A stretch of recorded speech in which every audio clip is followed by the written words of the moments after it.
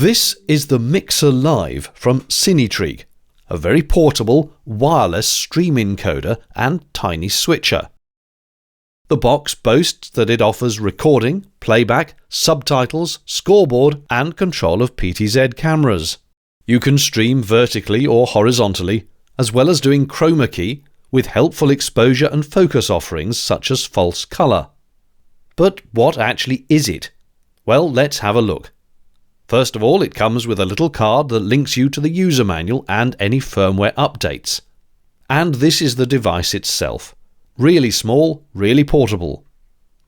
It's basically a giant touchscreen with ports all around the sides, which we'll come to in a second.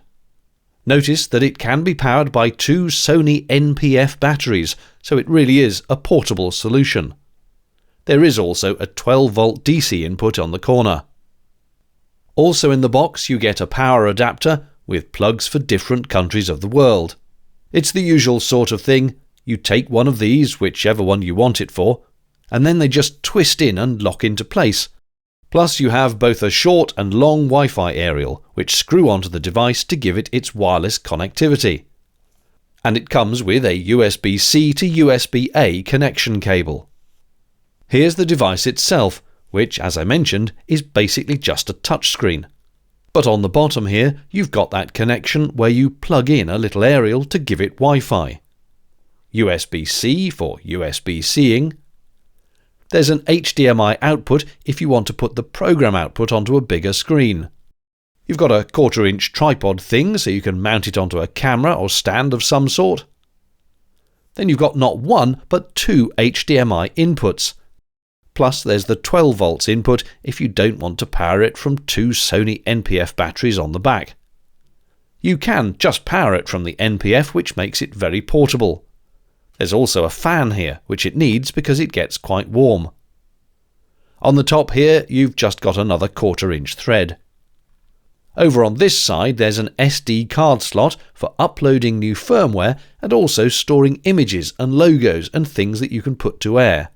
And then on this side you've got the power on and off button, which is recessed. Press and hold to switch it on.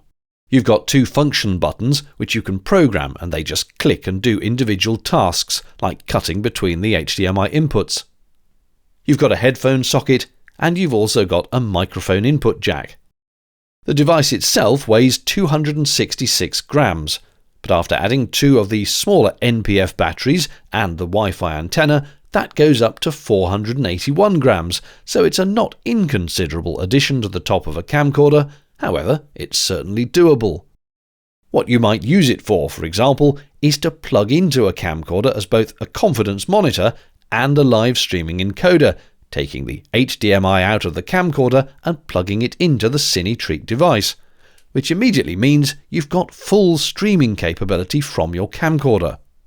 Here's what it looks like then with a couple of HDMI inputs from camcorders plugged in. Just to note that on the first input you can send it a 4K signal, and on HDMI 2 you can only send it a 1080 HD signal. That slightly confused me as to why I wasn't getting any output from my camcorder, but as long as you set it to 1080 on the second input, then you're fine. The first one will take 4K. That's a program out just for my own monitoring, and that's off to the computer if you want to do some streaming. Now, I've seen another reviewer look at this product, and he was having great difficulty putting the NPF batteries on the back and said, "Oh, I can't do it." And if you just try and put them in like that, it does indeed seem that you can't get the battery on and that there's something wrong with the pins. The trouble is you just need to pull the clip aside, then this will slot down properly and the battery will clip into place. For some reason it doesn't push out the way when you try and put the battery on, so you just need to manually pull it out. You can see the battery just slots down there, push it on, and it will in fact take two Sony NPF batteries. Each of these is 37 watt hours, and the device is said to take less than 12 watts, so I should have 6 hours worth of use on the device with those two batteries, and it will work with just one battery on it, so it's obviously using the two of them together. Okay, let's switch it on, press the button on the side. Oh, the screen's a bit mucky from where I've been playing with it, but switch it on and you get the logo and it's up and running fairly quickly. with all sorts of buttons and things showing up on screen.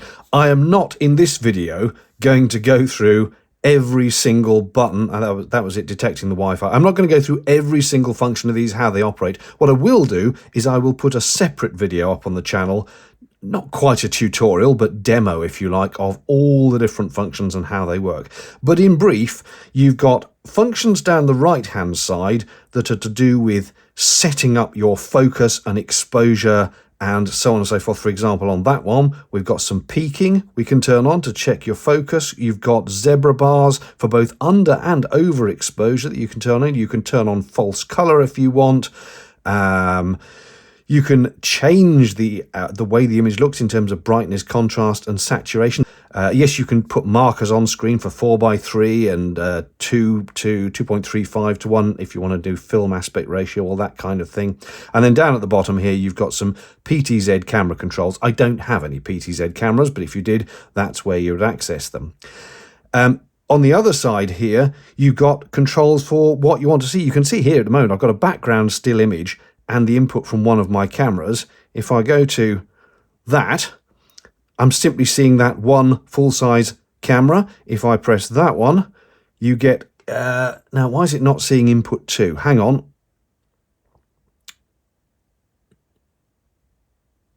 Input 1 is currently set off. If I change it to the camera, there we go. There's me. Hello. I'll come back to those controls in just a second, but you can see how you can set it up as a side-by-side with a background. It's almost like a super source. You can also have it picture-in-picture. You can have it picture side-by-side. If I get rid of that menu, you can see that one's gone up there. And the other good thing about these is you have got the options to move things around. So if I change it to the Move Around tool, I can grab that one and move it, and I can grab that one and move it. But again, I'll do a full demo of all the functions in a different video. You've also got a logo you can turn on and off, downstream keying. You've got a scoreboard. This is very primitive. CineTreak have acknowledged it's very primitive. I think they're either going to redevelop it or change it or something in later editions. I should point out I'm using a beta version of the firmware. I have had a few crashes on this thing at random, but that is presumably because it is in beta. When you click this is very neat. You scan the QR code onto your phone and you can then type caption text on the phone and press submit, and it will appear on screen. So if I just turn that on, you can see it's currently saying Mixer Live, which is the text there. But you can type in anything on the phone and it will come across on the bottom of the screen. You can set the font size and font color. It's a shame you can't do a little background color behind the font just to make it a little bit more visible. And you can also have it set to this synchronous display, so as you press go on the phone, it just automatically updates. As it is set at the moment, the operator of this device needs to press update, but you can have it just work with the phone. So if you had someone working alongside you, they can be typing stuff into the phone and it will appear on the bottom of the screen. Actually, I will just turn that off. You can see it is a touchscreen.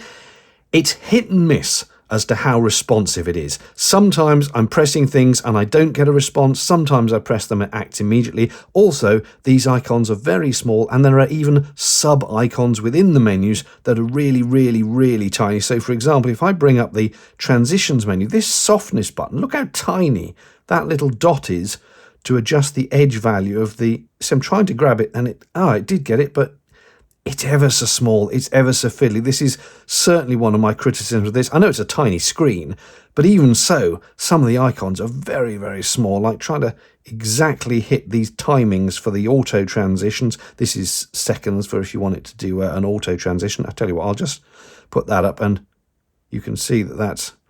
hang on, let's go back to... The transitions only work when you've got it in full screen. So if we do that and then do an auto cut, you can see it's using the one I've selected there. You get the gist. Weirdly, there's no cross dissolve that I can see. These are all pattern wipes. I cannot see a simple cross dissolve, but you can see how it's set, how fast you want it to do it there. Make it really slow if you really want. There's also a fade to black, and you can just do a straight cut between them. I'll just get rid of that. So these are things to do with what's going on screen, like logos and so on, and this is all to do with setting up your peaking and your focus. Now, across the... by the way, if you swipe to the right, you can get rid of those, and it leaves the one at the top. If you swipe down there, gets rid of the one at the bottom, double tap, gets rid of one of the top, so you can see a full screen image of what you're actually looking at, which is unfortunately my face. Sorry about that. Let's just bring back the top one and the bottom one. The rec button, as you'd guess, if you've got an SD card in the side, press rec and it starts recording to the SD card. If I press that now, you can see it's come up with a little timer and it is recording. To stop, you press it once and it says press again, and it now saves that to the card, and it will tell you in a second. It should come up with another message saying it saved it. Hopefully. There we go, recording saved successfully. If you press this one, it will start streaming over the Wi-Fi to whatever stream key you've set up. I'll come back to that in a second, but you can set it to point to YouTube or Facebook or whatever. This is a media button where you can see a load of images which you can have as a pattern, which you can use as it see there, bukug, background. So the image we had up a minute ago, if I turn that off, that static shot in the background is an image I loaded in from the SD card. You can go from low, where it says low, you can go to SD. Low is local, SD is the SD card. You can see there's the image, and I could bring it up as a background or use it as a mask, rather weirdly. It doesn't work, obviously, a mask when it's an actual image, but if you had a black and white image with a shape, it would act as a shape mask. Strangely, you can load up an HD image as a background, but if you try and import it onto the SD card, onto the local storage, it says the image is too big. I don't know what that's all about. And you've also got here the option of looking at the icons on screen. You can look at screenshots that you've taken while filming, and you can look at any videos that you've got locally or on the SD card, and you can play them back or whatever. Right, let's just get rid of that. And you can take a snapshot. In fact, if I bring me back up again and get rid of that screen, you can press that button and it takes a little snapshot. So if I go back into media and look at shots on the SD card, there should be one of my face. Yeah, there we go. That one there, which I could then set as a background. I'm not going to, that would be horrific, but you could do that. Now, the key stuff across the top here, as you can see, I've already been showing how you can select HDMI 1 and HDMI 2. Now, this is where the touchscreen gets a bit finicky. Come on, let me select HDMI 2. And you can either see there's the camera input, you can set it to a test pattern. Hang on, I'm showing you HDMI 1. Let's go with that one. Set it to a test pattern, which is that, or a solid color pattern, and you can choose what color you want. Or you can just set it to be off. Come on, come back, off.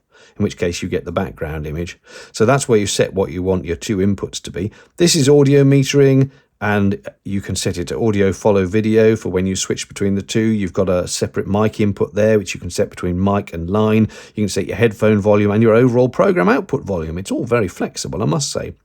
And then over here, battery status, SD card tells you how full the SD card is. And on the right, you've got what Wi-Fi networks are available to you, what you've connected. Once you've found the network, you just click on it. Let's click on that one. And I have a feeling, actually, that router's switched off. But if it wasn't switched off, it would ask you for a password, and you connect to it as normal. Now, crucially, over here, where the time is, there's another QR code. Scan that QR code with your phone, and it brings up a little browser prompt where you type in your server address and your streaming key and press submit. This then updates, and that would be something like rtsp://YouTube. I forget what the YouTube streaming address is, but you know the one, rtmp.youtube.com/your streaming key. And with that done, as soon as you then press the stream button, it would try streaming. Obviously, at the moment, it's not set, but it would come up with how fast, how many kilobits it's streaming to that at. I'll just stop that, bring that up again. You can set it to be 24, 30, 50 or 60 frames for streaming. Why they haven't given us 25 as well, for those of us in PAL countries, I do not know. Presumably they think 24 is close enough. It's not quite the same, because my cameras, for example, are outputting 25. They're seeing it in the device, interestingly, as 50, but it is actually 25p output from my cameras. I'm in PAL, Europe is PAL, Japan is PAL, Australia is PAL. There's a lot of the world that uses 25, but we don't get it as an option. And you can select low, medium or high quality in either landscape, portrait or even 4:3 mode, which is unusual. I suppose that's for Instagram or something. But that's where you set that up. So in a nutshell, if we bring back all the menus, those are the options to you. It's quite flexible, given that it is a tiny, tiny device. And my only struggles with it have been that the icons are very small, and sometimes I've pressed things and they don't always immediately come up, and I have to press again, and trying to adjust things with the dials can be very fiddly. I tell you what, I might just try and show you is the keying. Let's first of all make sure that HDMI 1 is on, and let's make sure that HDMI 2 is on. And then it does have a keying function. Come on, menu, there we go. So if I turn it to input 1, no, let's do it the other way around. Look, there we go. I've actually keyed me over the shot of my green screen. You can see if I lean off here, I'm leaning outside the green screen. And you can set the parameters of that with this tiny little icon here, where you set the color you want to key. If I put it over there, keys it completely the other way around. If I click on the green screen, it clicks it there. And you can set the similarity, the threshold of the green screen. If I turn it all the way up, it's going to be the whole thing. If I bring it back down very, very gently, you can see it's unkeying the key. I think I worked out that 30 was about the right number. There we go. And you can also do a smoothness setting. See how hard these are to grab with your finger because they're so tiny. But that's not a bad key. I have lit the green screen to make it fairly even. And I don't mean that green screen you can see there. That's part of this image. But you can see how if I just go back to turning that off, get rid of that one, turn the green screen off. Ah! So there is that first image, and that was the image I was keying myself into, hence the big screen green screen. Incidentally, I'll just point out the reason I was able to do that quick transition is the two function buttons on the left-hand side. If you press them and hold, you can assign them to be different options. I've got F1 assigned to just do a straight cut, and I've got F2, let's see if that, assigned to turn my peaking on and off. So if I, come on, go away. See how the touchscreen sometimes works and sometimes doesn't? There we go. If I press F2, you can see it's now brought the peaking in. Press it again, it goes through the different colours until eventually it turns it off. And F1 I have set to do a straight cut. That's quite a useful function. It would be nice if they had just a tiny little raised dot on one of these buttons, and then you could do it by feel. At the moment, when you put your finger there, you kind of have to work out which one is F1 and which one is F2. If they just had a tiny little dot on one of those buttons, you'd know which was which straight away. That, in a nutshell, is it. So what do I think of the CineTreak Mixer Live then? Well, first of all, let's get it out of the way. There are some glitches. Firmware occasionally was a little bit glitchy, but I am running on beta firmware here. For example, when I tried to load a video up for playback off the SD card, the entire screen just went blank, like it's now, and it powered off. But the thing was still on, and I had no way of getting out of it. I had to take the batteries off the back to reset it. And occasionally there have been other little glitches, like when switching between the two scenes, the background logo showing through for a flash frame, and just occasionally other random things. But as I stress, this is beta firmware. Let's assume they can fix those issues. And secondly, as I've moaned about several times, the touchscreen is definitely not the most responsive. I don't know if it's the screen or if it's the firmware lagging, but either way, it doesn't give you that instant feel of confidently pressing a thing and something happening that you would get, for example, on a modern phone. So either the firmware or the screen needs to be tightened up a bit.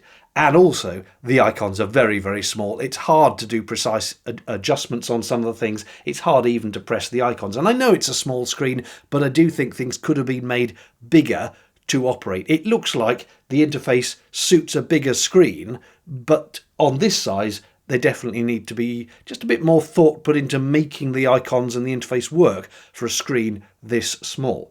Now, that said, as a device, I really, really like it. I can certainly see this is not for everyone. Nobody's going to be saying, oh, that's it. All my streaming and broadcasting problems forevermore are now solved by this device. I shall go away and do a huge concert broadcast with this thing. That's not what it's for. It's not a general purpose device. There will, however, be specific niches where something like this is absolutely perfect. For example, I don't know a lot about game streaming, but as I understand it, what you generally have is most of the screen taken up with the game that's being played, and the gamer in a little corner box, picture in picture, top right, talking about what they're doing. Well, this is perfect. 2 inputs, one from the game, one from the streamer. Mix the audio as you see fit and stream it all out whilst having a confidence monitor of what you're doing. For that kind of application, why have anything bigger? And you can put some captions and stuff on screen and logo and things if you want to as well. Equally, I went to a boat show several months ago and I wanted to stream live from the boat show as I walked around the exhibits, and I wanted to use my camcorder, and it became just complicated finding a good way to stream, get the video on HDMI out of the camcorder into a streaming device and streaming it. And I ended up using my phone, which was another whole headache. But to have had this, just using the little mounting screw on top of the camcorder as both a confidence monitor of what I was shooting and to be able to stream and use the excellent stabilisation in the camcorder as I walked around, that would have been perfect. So for very specific niches where someone can look at this and say, that fits what I want to do, then I think this will be very good indeed. And even, if you've got a bigger switching device, I recently reviewed the FeelWorld L4, which is purely a camera switcher. But you could feed the output of that into this, and both together they make a very portable streaming solution, the L4 doing the switching and this doing the encoding and streaming. Again, you've got to look at what you want to do and would that fit the bill. And if it will, and if they can just tidy up the little firmware niggles, then I can see this having great application, especially with it just being so portable to power it for many hours off the little Sony NPF batteries. Those are my thoughts. Chip any comments you like down below and I'll be happy to discuss it with you. Thanks very much for watching. Cheerio.